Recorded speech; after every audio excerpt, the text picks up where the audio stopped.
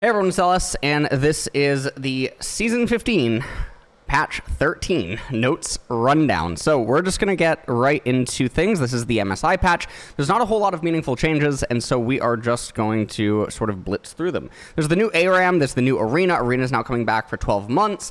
I like that the Arena thing is coming back for 12 months, especially with the addition of Brawl, and now you have the change to ARAM and stuff. I think from my time in NA, in case you guys were not aware, I was there for 1 month, and I got to do a bunch of different things with League of Legends behind the scenes, Riftbound behind the scenes, got to record a couple of videos with FlyQuest, some of which are going to be coming out probably pretty soon. We did some surrounded videos and some other types of content that is going to end up appearing on the channel soon. But anyways, we're going to move into it. So Briar. W attacks can no longer be canceled. E-cast time is reduced. We've hunted down some awkward bugs on Briar that should improve how she feels to play.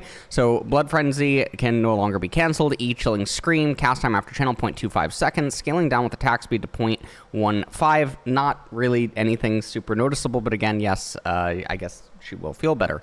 Fiddlesticks, W damage is increased. So this is pretty interesting because Fiddlesticks, if you guys recall, he was going to end up being changed not too long ago, and it was going to be massive buffs across the board. And they were doing that in an effort to remove Fiddlesticks from the support role. And in doing so, they would have massively buffed mid, top, and jungle for Fiddle. And not all the changes ended up going through, and so Fiddle did get some change buffs, and now getting this W buff. So this is per second. Now, Fiddle sucks for 2 seconds, so this is a 10% AP buff. That is the way to end up looking at this. Now, 10% AP buff is not super big, but when you consider now that this affects his wave clear in mid and top lane, because right now, there is a point where Fiddle has to E before he ends up Wing in order to wave clear. In some cases, there's even breakpoints where he E's or he just W's and the minions still live with like 4 HP or something just really obnoxious, and it's awkward for his wave clear.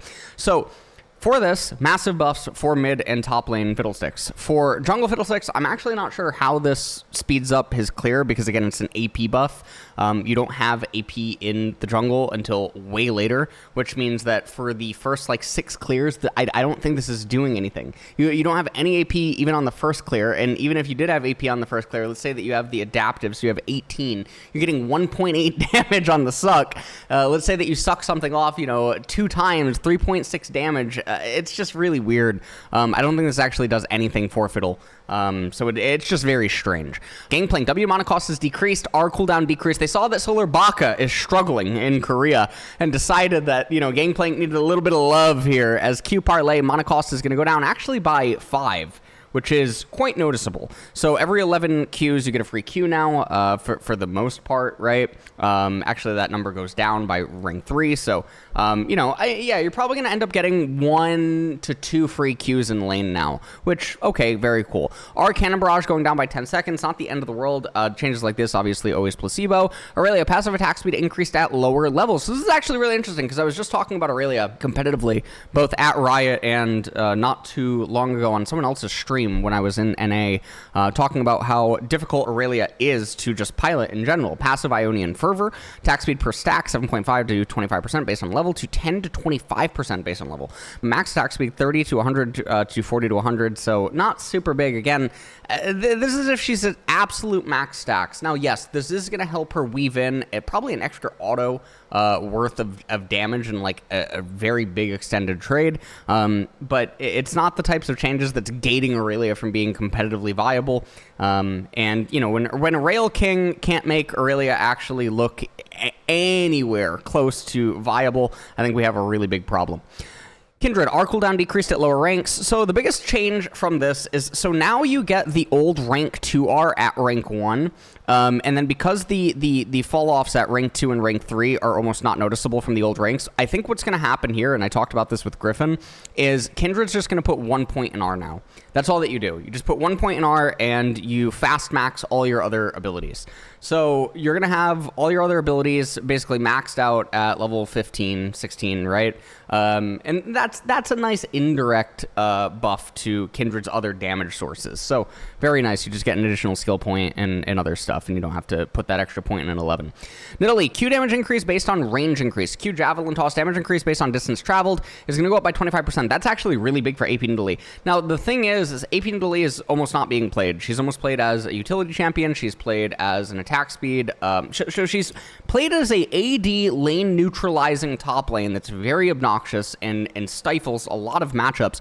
And then she's allowed to transition and exist because of her attack speed steroid on her heal.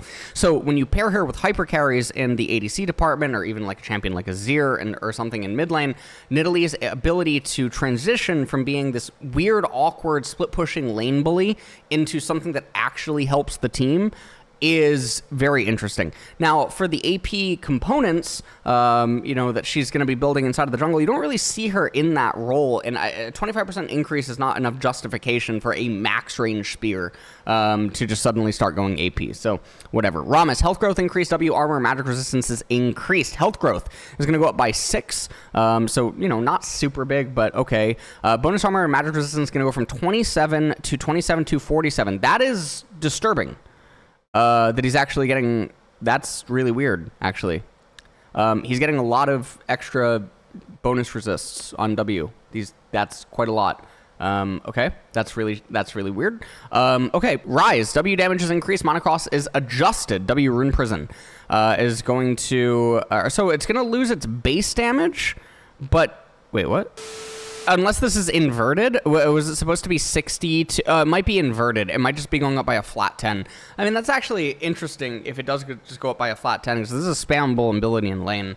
Ryze might actually end up getting like 50 to 70 damage inside of laning phase, which is actually quite big for him, for a champion that actively looks for lethal. Yeah, I also think the mana, okay, so the mana goes up at rank 1, and then it eventually goes down as you get more points into it.